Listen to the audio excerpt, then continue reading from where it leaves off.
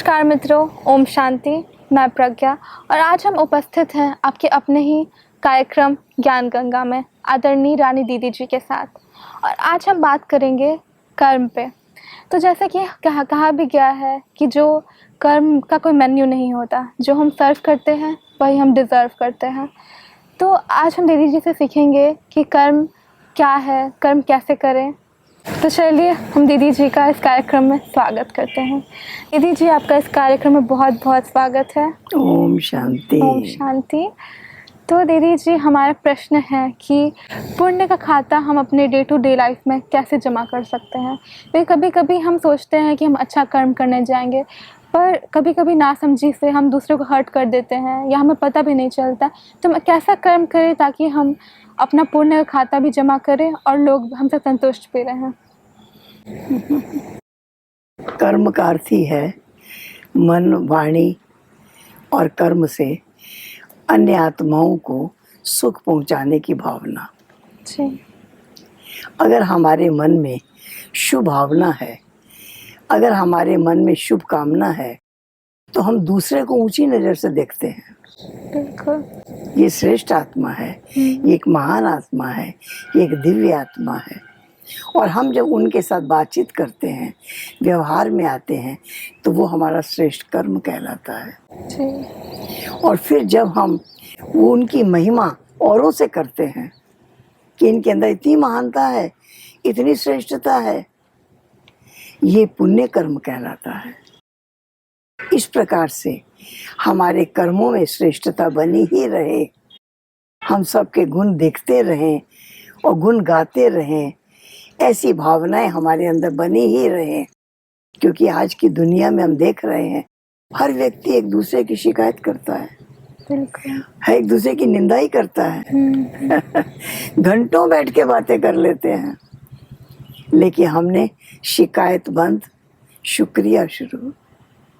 परमात्मा का भी शुक्रिया कि उन्होंने हमें ऐसा पाठ पढ़ाया, ऐसी शक्ति दी, ऐसी बुद्धि दी कि हम अच्छे कर्म कर सके, हम दूसरों को सुखदायी व्यवहार कर सके, हम सुखदायी आचरण हमारे जीवन में आ जाए, ताकि वही कर्म पुण्य कर्म, श्रेष्ठ कर्म, महान कर्म बनेगा, जिसका फल भी श्रेष्ठ होगा। तो दीदी, कर्म योग क्या है? कर्म योग करती है जो परमात्मा की याद में रहकर हम कर्म करते हैं, वो कर्म योग है। क्योंकि जो उनकी याद में रह के करते हैं कि ये कार्य परमात्मा का दिया हुआ है, पतित आत्मा को पावन बनाना, दुखी आत्मा को सुखी बनाना, जो आसुरी लक्षण है उसके अंदर दैवीय लक्षण भरना, ये परमात्म कार्य है। जब इसको हम परमात्म कार्य समझकर करते हैं तो वो कर्म श्रेष्ठ कर्म होता है, वो परमात्मा की आज्ञा के अनुसार होता है। इसलिए ऐसे श्रेष्ठ कर्म का फल भी श्रेष्ठ होता है। जी। तो दीदी जी, कर्म बंधन क्या है? कर्म बंधन, जो हम कर्म करते हैं उसमें हम बंध जाते हैं, उसका फल हमको भोगना ही पड़ेगा। अगर हमने किसकी निंदा की, किसके साथ हमने बुरा व्यवहार किया, हमारे व्यवहार से किसको दुख पहुंचा, तो हम उसके बदले में दुख पाना ही पड़ेगा। इसको कर्म बंधन कहते हैं। और यहाँ हम कर्म में उस कर्म के जो हमने हमारे द्वारा हुआ उसमें हम बंधे हुए हैं, उसमें किसी दूसरे का दोष नहीं है कि उसने हमको दुख दिया, उसने हमको कष्ट पहुंचाया, नहीं, वो हमारे ही कर्म का फल है। तो दीदी जी, ऐसी कोई विधि है जिससे कि हम कर्म बंधन से अपने मुक्त हो सके? उसकी विधि यही है कि हम श्रेष्ठ कर्म करें, हम सब आत्माओं के शुभ भावना, शुभ कामना रखें, हम सबके शुभ चिंतक होकर रहें, हम सबको ऊंची नज़र से देखें। ये भी भगवान के रतन है, ये भी भगवान के चुने हुए रतन है, इनको भी परमात्मा ने चुना है संसार के कल्याण के लिए, संसार को ऊंचा उठाने के लिए। जब हम ऐसे श्रेष्ठ भावना रखते हैं तो हमारा जो कर्म बंधन है, बंधन नहीं बनता, वो हमारे सुख पाने का, शक्तियाँ पाने का रास्ता बन जाता है। आगे बढ़ने का रास्ता बन जाता है। दीदी जी, कौन से कर्म पाप कर्म होते हैं जिसे हम अपने जीवन में शामिल ना करें?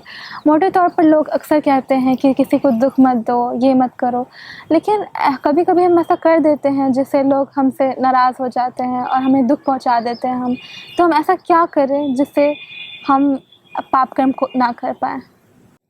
बस हमारा काम है हर एक को सुख पहुंचे ऐसे कर्म करें, हम सबके सहयोगी बन जाएं। अगर हर अच्छे काम में हम सहयोगी बने तो हम पुण्य कर्म में सहयोगी बन गए, और हम हर जगह हर एक के सामने हमेशा महिमा ही करें, ईश्वर की भी महिमा करें, व्यक्ति की भी महिमा करें। भगवान ने हमको क्या क्या दिया है उसकी भी महिमा करें। इस तरीके से जब हमारे जीवन में महिमा, हमारे शब्दों में, हमारी वाणी में, हमारे मन में महिमा ही अगर होगी तो वो हमारे अंदर एक महानता का गुण आ जाता है। आज लोग महिमा के बदले में लोग एक दूसरे की निंदा करने लग जाते हैं, शिकायत करने लग जाते हैं। आज हर व्यक्ति के पास एक दूसरे की शिकायतों से भरा हुआ है, लेकिन भगवान ने सिखाया गुण गाओ। आज लोग मंदिर में जाते हैं, कीर्तन करते हैं, सिमरण करते हैं, ईश्वर के गुण गाते हैं। अगर ईश्वर के गुण गाते रहेंगे तो हम भी गुणवान बन जाएंगे, और हमारे आसपास जितने लोग रहते हैं वो भी उसी की संतान है। उनके अंदर भी अगर हम गुण देखेंगे तो उनको भी सुख मिलेगा, और हमारा संस्कार भी सुख देने वाला बन जाएगा। इसलिए अच्छा है कि हम अपने जीवन में ऐसे सुखदायी बने, ऐसे गुणवान बने, गुण देखें, गुण गाएं और गुणमूर्त बन जाएं। जी, तो दीदी जी, हम जो आसपास में रहते हैं, लोगों के कई विपरीत संस्कार भी होते हैं, और हम अपना कर्म भले बहुत अच्छा रखें फिर भी लोग हमसे संतुष्ट नहीं हो पाते हैं, और वो हमसे अच्छे से बात नहीं करते, हमारी निंदा करते हैं। तो हमें क्या करना चाहिए उस परिस्थिति में? तो भी वो चाहे कुछ भी करें, लेकिन हम उनको ऊंची नज़र से देखें। हम उनको कहें आपकी भावना अच्छी है, आप जो कह रहे हैं उस पर आपका भाव अच्छा है।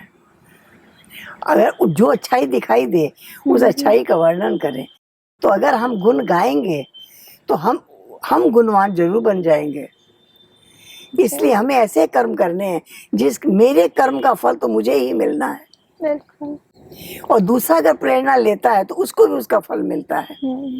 इसलिए हम सबके गुण देखें, हम गुण गाएं, और हम किसी के व्यवहार से डिस्टर्ब ना हो, क्योंकि हर एक का अपना अपना ड्रामा है। ये सृष्टि एक ड्रामा की स्टेज है, हर एक का पार्ट अलग अलग है। किसका महिमा करने का पार्ट है तो किसका निंदा करने का पार्ट है। अगर हम समझे कि इसका पार्ट है ये, तो हम उससे नफरत नहीं करेंगे। बिल्कुल। हाँ, हम ऐसा कर्म करेंगे कि दूसरा व्यक्ति भी उसे प्रेरणा ले और अच्छे कर्म करे। कर्म योग से कर्म बंधन और कर्म भोग पे विजय की स्थिति क्या और कैसी होती? कर्म योग से हमारे कर्मों में श्रेष्ठता आती है, बंधन खत्म हो जाते हैं, अच्छे कर्म का फल अच्छा ही मिलता है। इसलिए हमारे कर्मों में श्रेष्ठता है। हमें सिर्फ अपने ऊपर अटेंशन रखना है कि मेरे कर्म श्रेष्ठ हों, मेरे मुख से कभी किसी की निंदा ना हो, मुख से किसी के लिए अपशब्द ना निकले, हमारे व्यवहार से किसी को दुख ना पहुंचे। इसलिए मुझे सुख देने वाला बनना है, मुझे शक्तियां बांटने वाला बनना है, मुझे परमात्मा से शक्ति लेनी है, सबको देनी है। अगर ऐसी भावना रखते हैं तो हमारे उस व्यवहार को, हमारे उस कर्म को पुण्य कर्म, श्रेष्ठ कर्म कहा जाएगा। तो दीदी जी, आपका बहुत बहुत शुक्रिया। आपने अपना कीमती समय निकाला और हमें अपने मूल्यवान वचनों से भर दिया। बहुत बहुत शुक्रिया दीदी जी। ओम शांति। तो मित्रों, जैसा कि आज हमने सीखा कि अपने कर्मों पे अटेंशन कैसे रखें और अपने कर्मों को पुण्य कर्म कैसे बनाएं, चाहे परिस्थितियाँ कितनी भी विपरीत हों। इसीलिए गीता में कहा भी गया है कि भगवान से मत डरो, पर अपने कर्मों से डरो। तो दोस्तों, फिर मिलते हैं आपसे इसी नई सोच, नई उम्मीद और नए सवाल के साथ। तब तक के लिए नमस्कार। ओम शांति।